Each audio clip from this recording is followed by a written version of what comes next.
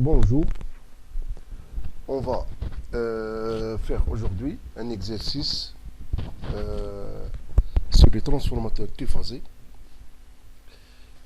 Aujourd'hui, on va voir un exemple de transformateur dont le couplage est étoile zigzag. Donc, on va lire l'énoncé et bien sûr, on va au fur et à mesure, s'il le faut, se rappeler de quelques notions sur la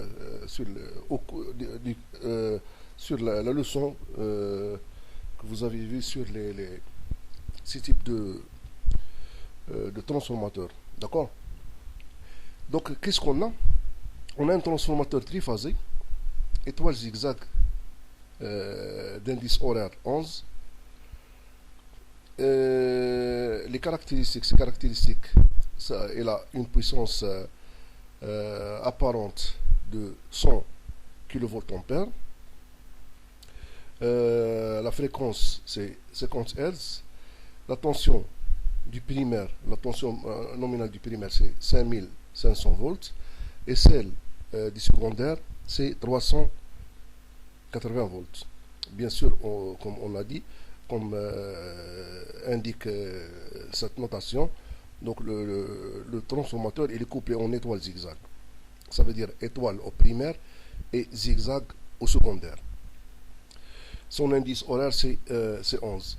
Donc la section du noyau du circuit magnétique est égale à 480 cm². Et l'induction maximale dans le circuit magnétique, c'est 1,67 Tesla. Donc on a fait deux essais. Un essai à vide. Il nous a donné une tension à vide secondaire U20 est égal à 400 volts. Et également on a fait un essai en court-circuit avec une tension de court-circuit U1CC est égal à 190. Dans ce cas, on a mesuré une puissance P1CC est égale à 850 watts. Donc, dans cet exercice, on va essayer de résoudre ou bien de répondre aux ces questions données. La première question, qu'est-ce qu'il dit? Il dit calculer la force électromotrice induite par demi-enroulement secondaire.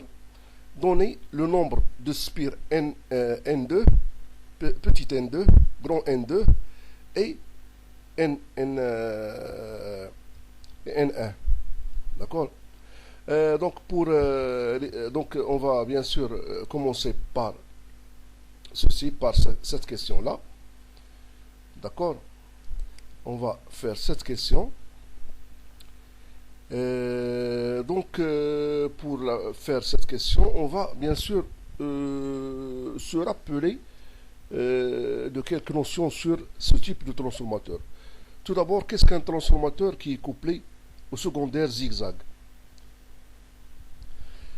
Bon, pour ce type de transformateur, ici, on nous a dit que le primaire, ça veut dire la haute tension.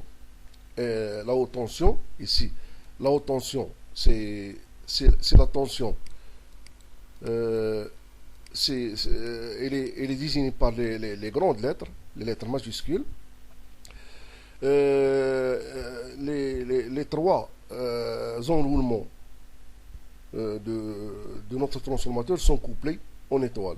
Donc, on a ici trois colonnes, 1, 2, 3.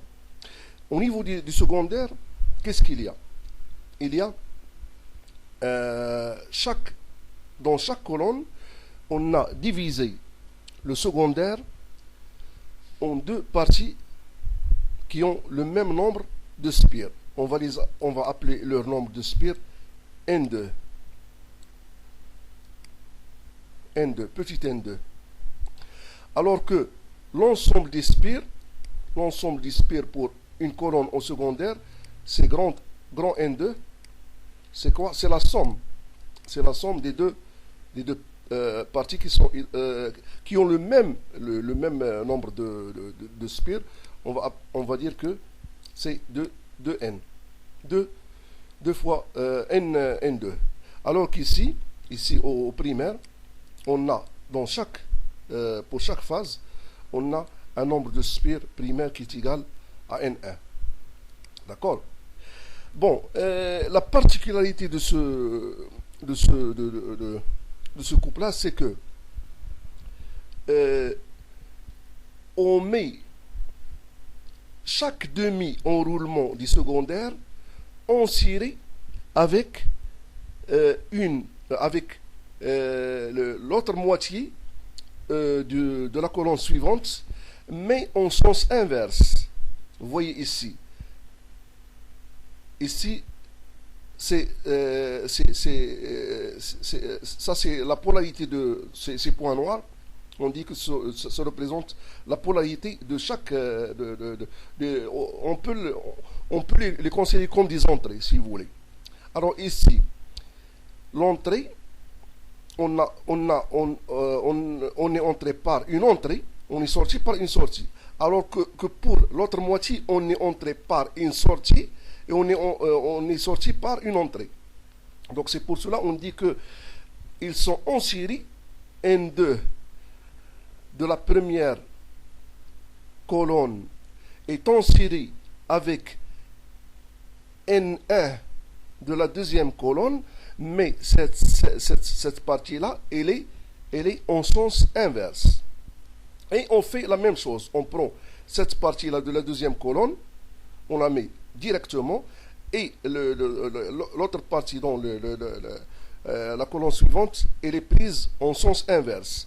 Et ensuite, la troisième partie, on a fait en série avec la première, mais en sens inverse. Comme ça, avec cette configuration, on peut utiliser ce transformateur même lorsqu'on est dans un déséquilibre qui est important. Pourquoi? Parce que lorsque un transformateur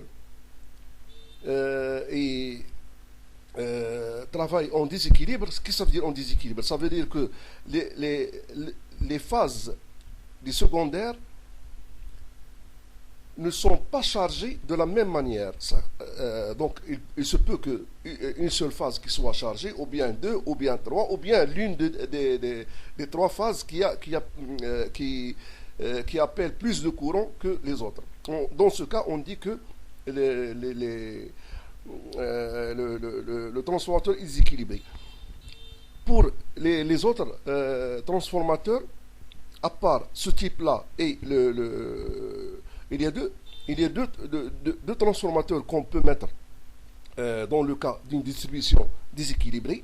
Il y a celui-là, ça veut dire étoile triangle, plutôt étoile zigzag, pour les déséquilibres importants.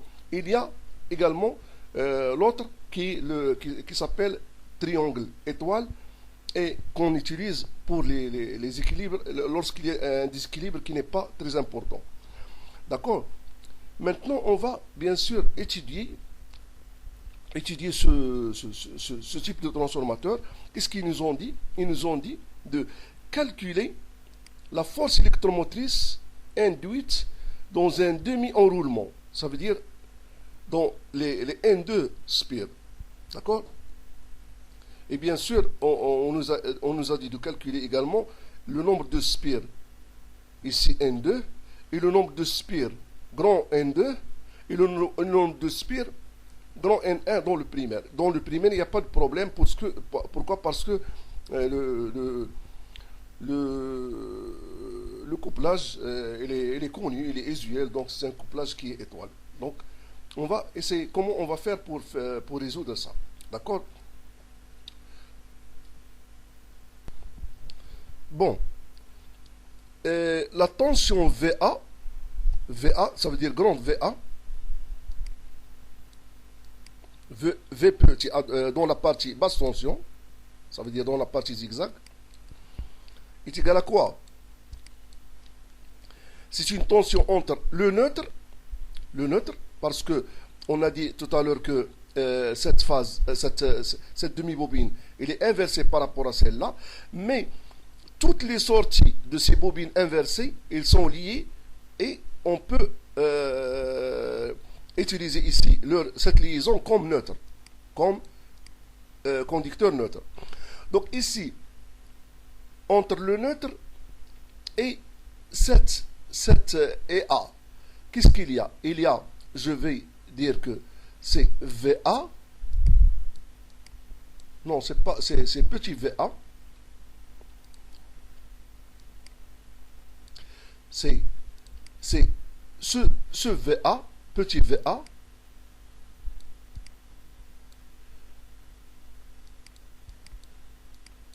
moins VB, parce qu'ils sont VB est inversé. Qu'est-ce que je peux dire? Je peux dire que VA est égal à petit v a b est égal, on peut montrer qu'il est égal à la racine carrée de 3 de VA. Donc voici la valeur de la tension entre neutre et A. La même chose entre neutre et B, je peux faire la même chose. Entre neutre et C, je peux faire la même chose. Mais je vais pas répéter ce raisonnement. Qu'est-ce que je vais dire par la suite? Je vais dire que VA, c'est une tension simple. VA, grande VA, c'est une tension simple. Et UAB, c'est une tension composée. Donc, est égal à UAB sur la racine carrée de 3. Donc, qu'est-ce que je peux dire? Je peux dire que quoi? Je peux remplacer ce VA ici et je vais dire que UAB sur la racine carrée de 3 est égal à quoi? Est égal à ça. Est égal à la racine carrée de 3 fois VA que je cherche. VA est égal à quoi? VA est égal à quoi? Est égal à UAB sur quoi? Sur 3. Ça veut dire quoi? Si on fait l'application numérique, on a UAB est égal à 400 volts. C'est la tension, dans les CA vides, on a trouvé que c'est 400 volts. Donc VA, cette tension-là, cette tension est égale à 400 sur 3. Ça donne combien? Ça donne 133,33 volts. Donc voici, on vient de calculer la force électromotrice induite dans la moitié ou bien le demi-enroulement. D'accord? Qu'est-ce qu'il y a d'autre?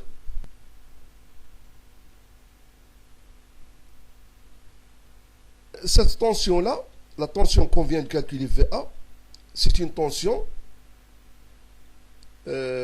qui existe dans une colonne, dans la première colonne du transformateur. Donc je peux dire facilement que VA est égal à quoi? VA est égal à quoi? Je peux appliquer la loi de Bouchot. C'est une bobine qui est située dans un transformateur.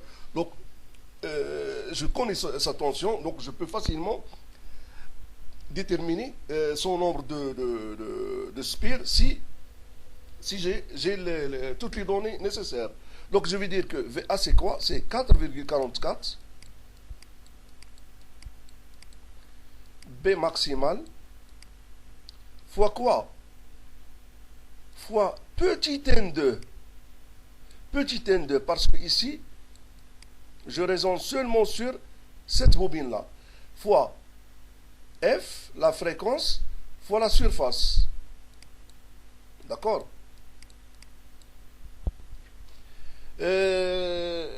Donc, B, on nous a dit c'est 1,67 Tesla. F, c'est 50 Hz. S, c'est 480 cm². Et V, on vient de le calculer, c'est 133,33 volts. Donc je peux facilement dire que petit n2 est égal à quoi? Est égal à VA, que je viens de calculer, sur 4,44 fois quoi? Fois B max, fois F, fois S. Si je fais le calcul, qu'est-ce que je vais trouver? Je vais trouver que N2 est égal à 7,5 spire. D'accord? N2 est égal à 7,5 spire. N2 et ici N2. Ici N2. Ici N2. Ici N2. Ici N2. La somme dans une colonne, la somme de N2 plus N2, ça donne grand N2. Donc maintenant, le secondaire, combien il comporte en total de spire? Il comporte N2 est égal à 2 fois petit N2 est égal à 15 spire. Donc ce transformateur,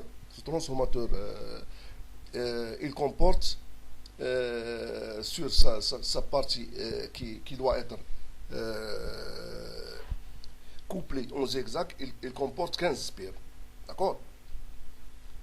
On passe à la question, l'autre question c'est quoi? C'est on doit calculer N1, le nombre de spires au primaire. Ici, le rapport de transformation est égal, d'après le cours, est égal à N2 sur petit N2 sur grand N1, parce qu'il n'y a qu'un seul N1, fois la racine carrée de 3. Ça veut dire que N1 est égal à N2 fois la racine carrée de 3 sur M. Or, M, on va la prendre comme UA sur A. Petit a b sur u grand a b, ça veut dire la tension, la basse tension sur la haute tension. Ça va nous donner quoi? Ça va nous donner donc si je remplace, ça va donner N1 est égal à N2 fois la racine carrée de 3 fois UAB, la haute tension, sur la basse tension. Donc ça va nous donner une valeur qui est égale, combien est égal à 178,40 spire. Donc voici la réponse à cette question-là.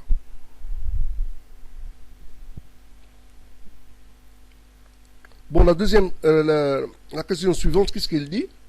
Il dit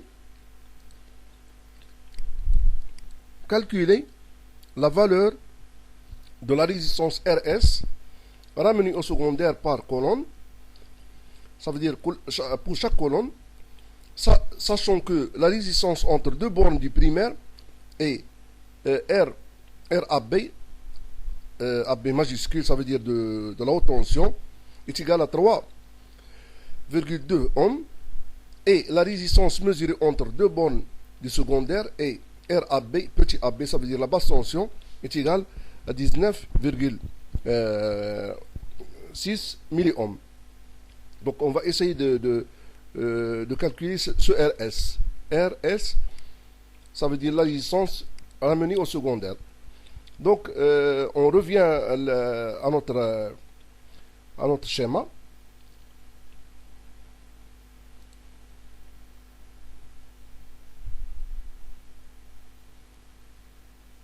Donc qu'est-ce qu'on a fait? On a utilisé un ohmmètre qu'on a mis aux bornes du primaire et il nous a donné une résistance plutôt RAB, ça veut dire grand AB, qui est égal à 1,6 ohm. Qu'est-ce que ça veut dire ça? Ça veut dire que R1 ici et R1 ici, comme si on a mesuré deux résistances en série. Donc ça veut dire que R1 est égal à R grand AB sur 2.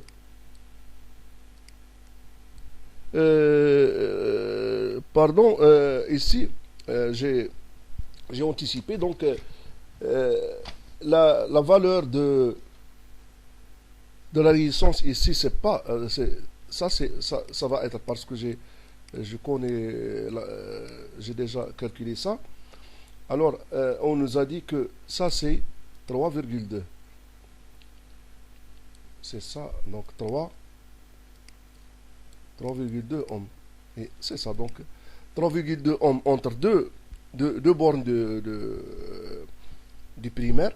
Donc, ça veut dire que la résistance de chaque bobine, c'est la moitié, bien sûr, parce qu'ils sont comme s'ils sont en série ici.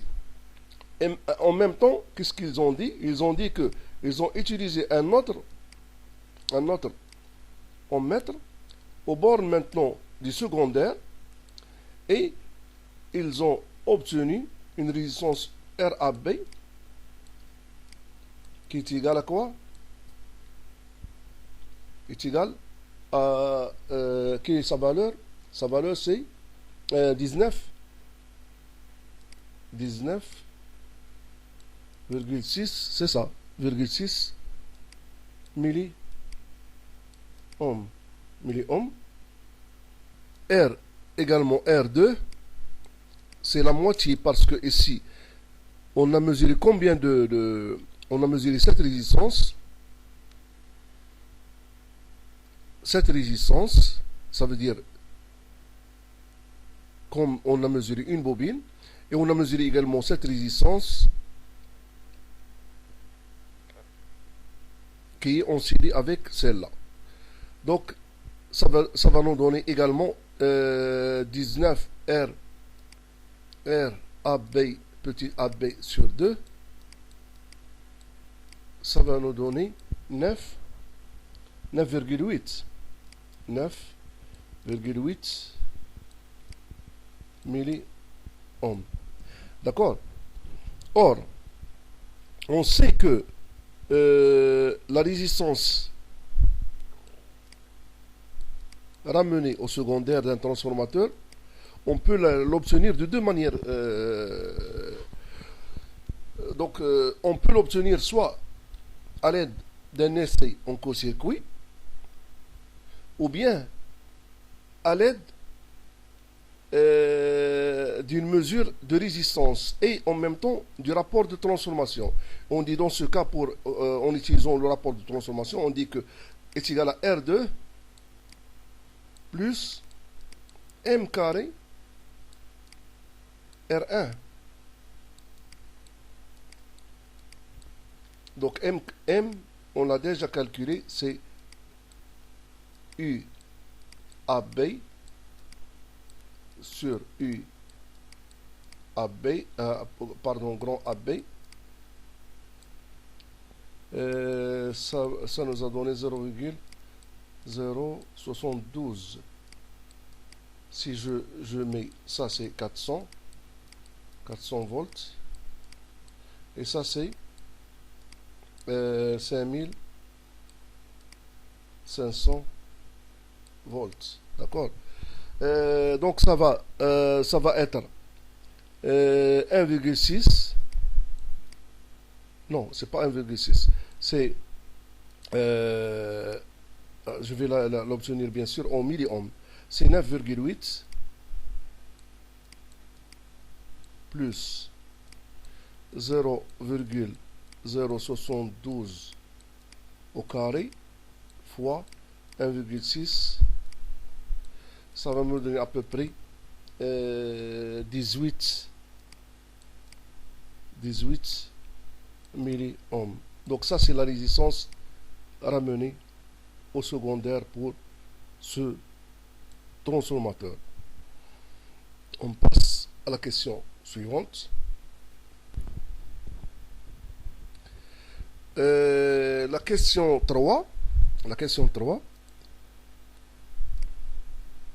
Qu'est-ce qu'ils ont dit? Ils ont dit calculer la tension de court-circuit primaire donnant un courant nominal au secondaire. D'accord. Ici, cet essai-là, c'est l'essai en court-circuit. Mais on va constater que dans cet essai-là, on n'a pas utilisé I de N, le courant I de nominal. On ne l'a pas utilisé. On a utilisé un autre courant qu'on va calculer. Puis, on va calculer ce courant-là. Mais on nous a dit que si, au lieu d'utiliser le courant qu'on va calculer, on a utilisé le courant nominal, quelle serait la tension de court-circuit? Il ne va pas être cette tension-là. Donc, on va garder qu'avec l'essai une tension de court-circuit 1cc est égale à 190, on a une puissance P1cc est égale à 850 watts. D'accord. Qu'est-ce qu'on va faire? On va tout d'abord calculer le courant nominal, le courant I2 nominal. On a la puissance nominale. On a la tension, on peut utiliser soit que ce soit ça, que ce soit la tension dans l'essai à vide. Ça ne va pas donner un grand changement. Donc, et on va comparer ce courant-là avec le courant de cet essai-là. D'accord? On passe au calcul. Donc, pour le courant nominal, qu'est-ce qu'on a? On a S nominal est égal à la racine carrée, c'est une puissance triphasée, fois quoi? Fois la tension nominale, fois le courant nominal. D'accord? Ceci veut dire que I2 nominal est égal à quoi? Est égal à S nominal sur la racine carrée de 3, la tension nominale. On va dire que ça c'est une tension nominale, également I2 nominal. I2 nominal. D'accord. Donc si on fait le calcul, ça va donner quoi? Ici, on a 100 000 voltampères sur la racine carrée de 3. On va ici utiliser 400 volts. Ça va donner combien? 144,50 ampères. D'accord. Ça, c'est le courant nominal de ce transformateur au secondaire. Maintenant, on va voir l'essai qu'ils ont donné, qu'ils ont fait, l'essai en court-circuit. Ils ont eu une puissance P1cc. On sait que cette puissance P1cc est égale à 3 fois RS fois I2 CC au carré, bien sûr. Je vais chercher ce courant-là. Je vais dire que c'est ce courant-là, I2 CC, est égal à quoi? Est égal à P1 CC sur 3 RS, ça veut dire la résistance ramenée au secondaire. Je vais faire sous la radicale et je vais faire ce calcul. Qu'est-ce que je vais trouver?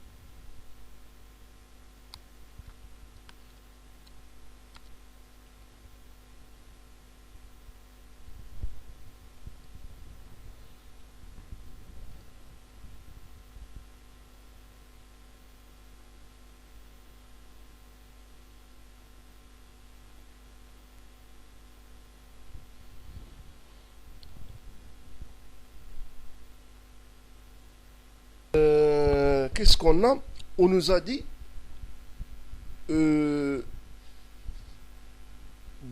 donc lorsque on a utilisé l'essai en court-circuit, je répète, on a utilisé une tension réduite qui est égale à 190 d'après les données, qui nous a donné une puissance de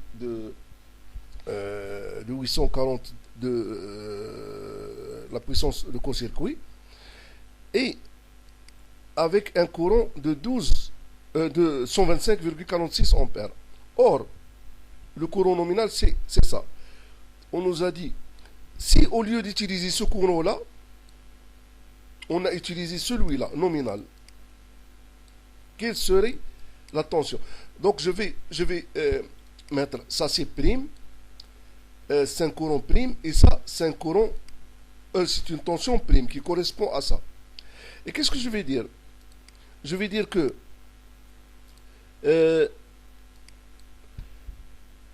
pour la courbe de magnétisation du transformateur, donc on peut la représenter sur deux axes.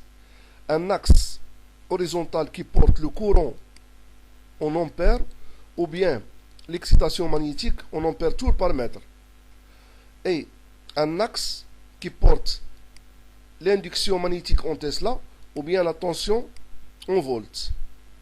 D'accord? Et qu'est-ce qu'on va dire? On va dire que cette courbe-là, elle a cette forme-là. Il a une zone de saturation, il a une zone linéaire. Une zone linéaire. Quand est-ce que la zone est linéaire? Quand la tension est faible. Quand la tension est faible, également le courant est faible. Et qu'est-ce qu'on peut dire? Dans l'essai en court-circuit, l'essai en court-circuit, la tension est réduite. Toujours, on utilise avec 4%, 5%, jusqu'à 10% de la tension nominale, pour ne pas griller le transformateur, parce qu'il est court-circuité au niveau de son secondaire, et que le courant risque d'atteindre des valeurs dangereuses. Donc tension réduite. Tension réduite. Tension réduite. D'accord? Donc toujours, on essaie, en court-circuit, on utilise une tension primaire réduite. Qu'est-ce que ça veut dire une tension, pendant la tension réduite? Une tension réduite. Lorsque la tension est réduite, la tension de court-circuit est proportionnelle au courant de court-circuit. D'accord? Maintenant, si j'utilise cette remarque, qu'est-ce que je vais dire? Je vais dire que pour une tension U1CC prime, qui est celle-là, il va correspondre à un courant I1CC prime, plutôt I2CC prime, qui est égal, qui est cette valeur-là. Cette valeur-là. Alors, si j'utilise le courant I de N, quelle est la tension UCC que je vais utiliser? Donc, je vais mettre la règle de 3 et je vais dire que c'est UCC ici est égal à quoi? Est égal à U1CC prime sur I2CC prime fois quoi? Fois I de N. On a U1CC prime, c'est ça, 190. U2CC prime, c'est ça, c'est 125, et I2CC, c'est 100, I de N, c'est 144. Ça va nous donner combien? D'accord?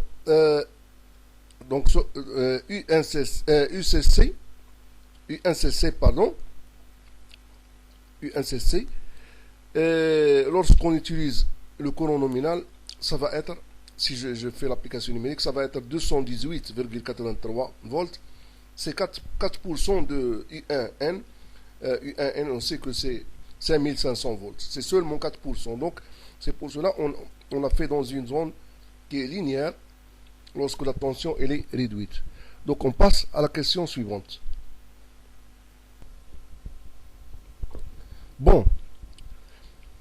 Maintenant, on branche en parallèle un transformateur triphasé de puissance apparente 250 kVA et de même rapport de transformation. Il a le même rapport de transformation que le transformateur qu'on a utilisé. Donc, il est monté en étoile au secondaire. Ce transformateur, sachant qu'il a pour élément de cap sa résistance ramenée au secondaire par phase, c'est, ou bien par courant, c'est RS est égal à 5,9 milliohms. Et sa réactance ramenée au secondaire par phase, c'est 25 milliohms. D'accord? Tout d'abord, donner le schéma de couplage des deux transformateurs en parallèle. Bien sûr, on va se limiter seulement à la partie secondaire, parce que le primaire, bien sûr, puisqu'ils sont branchés sur le même réseau, les deux transformateurs, ça veut dire que qu'ils ont le même, ça veut dire qu'ils sont alimentés par la même tension primaire, ça veut dire le même réseau. Et puisqu'ils ont le même rapport de transformation, ça veut dire qu'ils ont la même tension au secondaire. D'accord? Maintenant, on va essayer de les brancher, mais cette fois-ci, on va tout d'abord voir leur branchement simplifié par colonne. Et on va essayer de traduire ce fonctionnement-là. Puis, on va voir est-ce que ce fonctionnement-là est-il satisfaisant, oui ou non. Est-ce que le fait de les brancher ou bien de coupler les deux transformateurs en parallèle, il est satisfaisant dans ce cas-là, oui ou non. Et par la suite, on va attaquer la dernière question lorsque on charge ces deux transformateurs par une charge qui a une puissance P2 et une puissance active P2, une puissance réactive Q2. Donc on va tout d'abord commencer par la partie, la question 4. Lorsqu'on branche deux transformateurs en parallèle pour qu'ils alimentent la même charge, donc on peut utiliser ce schéma-là. Z, ça représente le premier transformateur, et Z', ça représente le deuxième transformateur. Ils sont tous les deux alimentés par le même réseau. Ça veut dire que même tension du primaire, et puisqu'ils ont même rapport de transformation, ils ont même tension secondaire. Mais ici, on va essayer d'analyser leur fonctionnement selon leur impédance ramenée au secondaire. Le Z, c'est l'impédance du premier transformateur ramené au secondaire. Et Z', c'est l'impédance du deuxième transformateur ramené au secondaire. Chaque transformateur, il contribue par un courant, et l'ensemble du courant, il va bien sûr être utilisé par la charge. Cette charge-là, comme on a vu, il a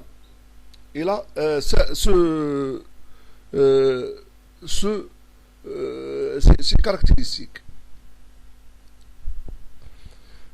Donc, pour le premier transformateur, Z est égal à quoi? Est égal à M fois U1 CC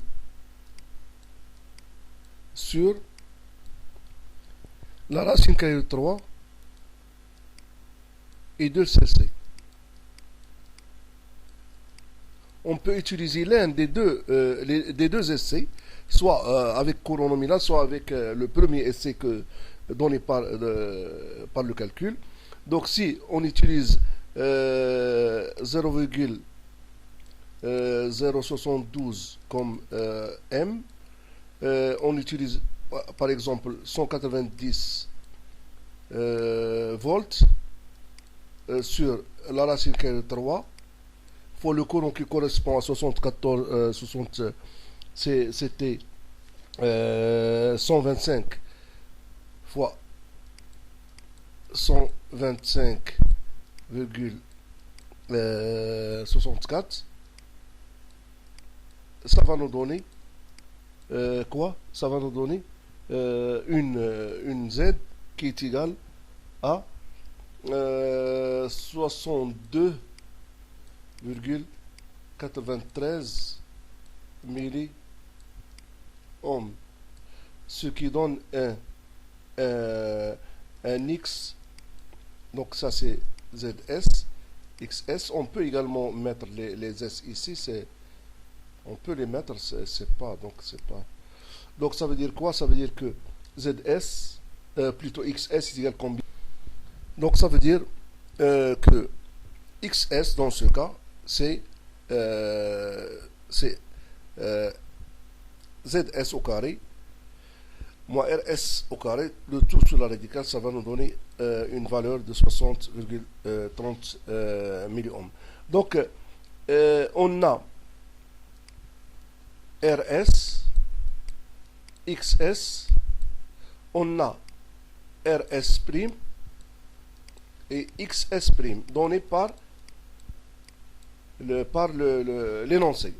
Donc on va essayer d'utiliser ces quatre paramètres pour calculer ou bien pour chercher la question suivante demandée par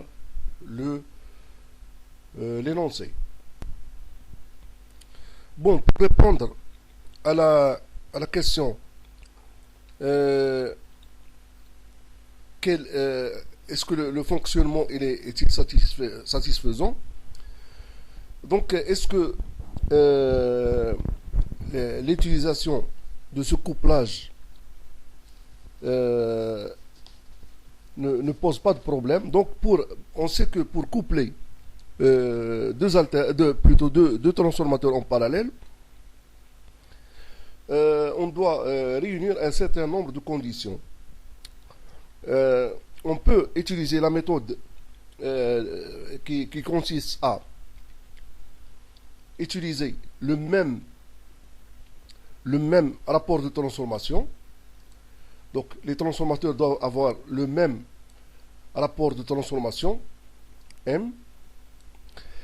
Également, ils doivent utiliser la même tension de court-circuit,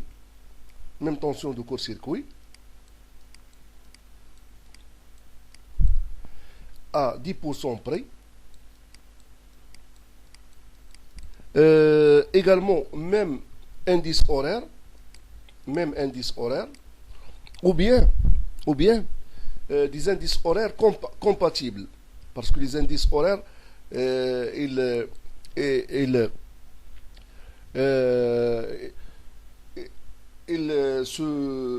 se classent 4 par 4. Donc il y a en fait 4 classes d'indices horaires. Il y a les 0, 4 et 8. Ils font la partie, ou bien le groupe 1. Il y a l'indice horaire 2, 6, 10 qui composent le groupe 2.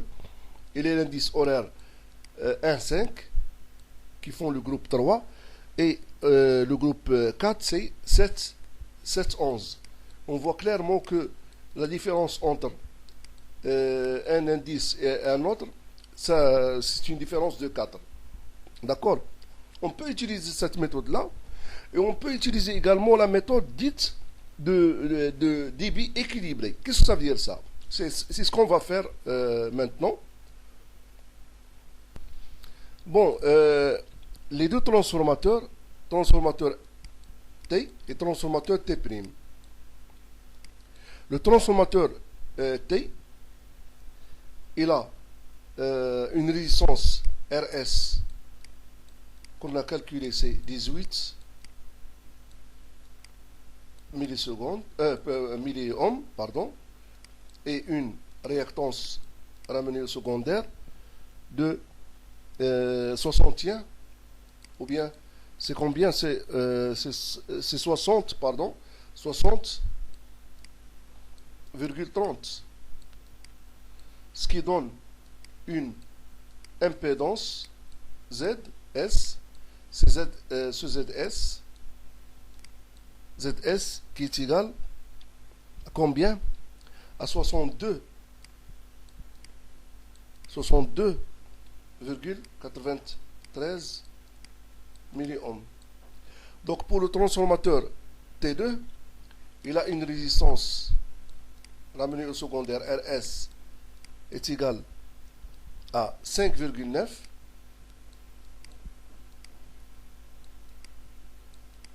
Il a une réactance ramenée au secondaire par colonne qui est égale à 25 milliohms. Ça veut dire prime, bien sûr. Ça veut dire qu'il a une impédance ramenée au secondaire. Son impédance ramenée au secondaire qui est égale à 25,68 milliohms. Donc, à part le même rapport de transformation, à part donc la même tension au secondaire, pour coupler deux transformateurs en parallèle, il faut respecter ce qu'on appelle la loi des débits équilibrés. Débits équilibrés.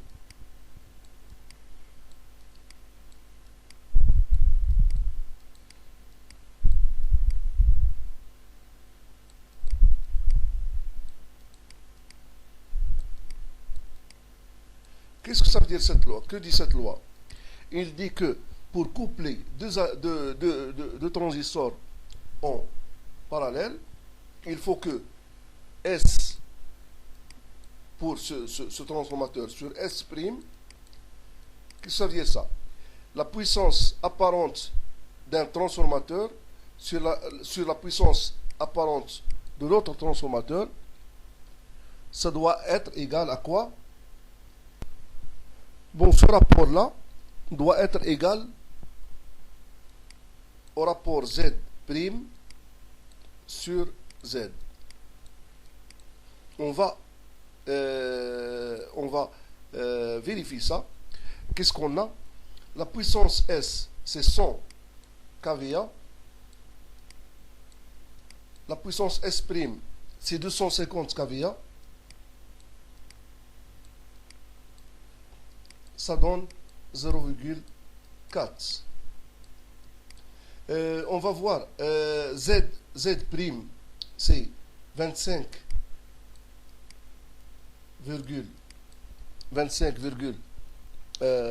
quoi, 68 divisé par 62,93 est égal à quoi? Est égal également à 0,4. Si on a ces deux égalités, on peut dire que le fonctionnement est satisfaisant et le couplage il est correct. D'accord? Bon, on passe à la dernière question, la sixième. Calculer le courant secondaire pour une charge P2 est égal à 200 kW et Q2 est égal à 105 kVAR lorsque les deux transformateurs sont couplés en parallèle. D'accord? On va dans ce cas calculer le courant débité dans la charge. Et bien sûr, la tension au bornes de la charge. Donc, qu'est-ce qu'on va faire? Donc, ces deux transformateurs, on va, bien sûr, on les a mis en parallèle. On va chercher le transformateur équivalent dans lequel cette charge-là, il va subir une chute de tension qui est égale à U20 moins U2 qui est égal à la racine carrée de 3 fois RST, la résistance ramenée au secondaire totale, ça veut dire des deux. On va, puisqu'ils sont en parallèle, je vais chercher par la suite cette résistance-là. Puis, fois cosinus phi 2 de la charge, plus xt, ça veut dire la réactance du transformateur ramené au secondaire par phase, fois sinus phi 2 fois I de t, fois le courant total. D'accord? On va chercher ça. Qu'est-ce qu'on va faire? Bon, or, on a P2 est égal à la racine carrée de 3 fois U2 fois I2 total fois cosinus phi 2, et Q2 est égal à la racine carrée de 3 fois U2 fois sinus phi 2. Ça veut dire que si je divise par U2 ici et par U2 ici, j'aurai P2 sur U2 est égal à la racine carrée de 2, la racine carrée de 3 fois U2 t fois cosinus phi 2. Et Q2 sur U2 est égal à la racine carrée de 3 fois I2 t fois sinus phi 2. Donc si je remplace ça, je vais avoir comme ça. Je vais avoir U20 moins U2 est égal à P2 sur U2 fois RST plus Q2 sur U2 fois XST. D'accord? Ça veut dire quoi? Ça veut dire que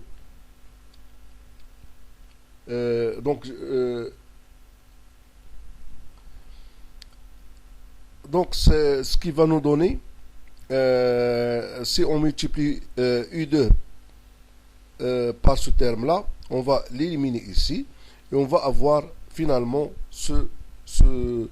cette équation-là. Moins U au carré fois U2 au carré plus U2 fois U20 moins puissance P2 fois RST plus Q2 fois XST. Donc, on va finalement dire que, d'après la loi de Bousselot, que RST, c'est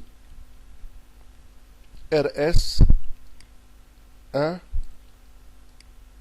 en parallèle avec plutôt RS en parallèle avec RS'. Ça donne pratiquement 4,44 milliohms. Et XST est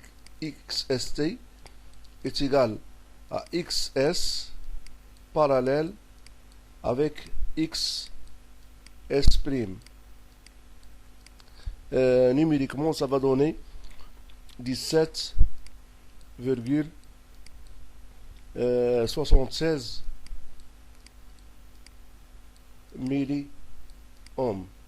D'accord? On a ici U20 c'est 400 et P c'est 210, Q c'est 105 et on va faire l'application numérique et finalement on va obtenir une équation de second degré qui va nous donner finalement la valeur de U2. Donc on va écrire cette équation, on va essayer d'écrire cette équation en finalisant les calculs. Ce qui réduit le calcul à une équation de second degré, a x au carré plus bx plus c est égal à 0. Donc on cherche delta. Delta, ça va nous donner cette valeur-là. Et on cherche les valeurs de U2. U2 est égal à moins b moins la racine carrée de delta sur 2a. Ici, ça va nous donner 392. C'est la valeur qu'on va retenir. L'autre valeur négative, on va l'exclure. Et on va dire que finalement que la puissance P2 est égale à la racine carrée de 3 fois la tension U2 qu'on vient de calculer, fois le courant qu'on ne connaît pas, fois le facteur de puissance Phi2 qu'on a déjà ce facteur parce que parce qu'on a la tangente de cet angle là. Donc on aura finalement I2 est égal à quoi? Est égal à P2 sur la racine carrée de 3 fois U2 fois cosinus Phi2. La puissance réactive sur la puissance active, c'est 0,5. Ça donne un angle de 26,56. Ça donne un cosinus Phi2 est égal à 0,89. On le remplace ici. On vient de calculer cette tension-là. Et finalement, qu'est-ce qu'on peut dire? On peut dire que la valeur de I2 ici, c'est 347,93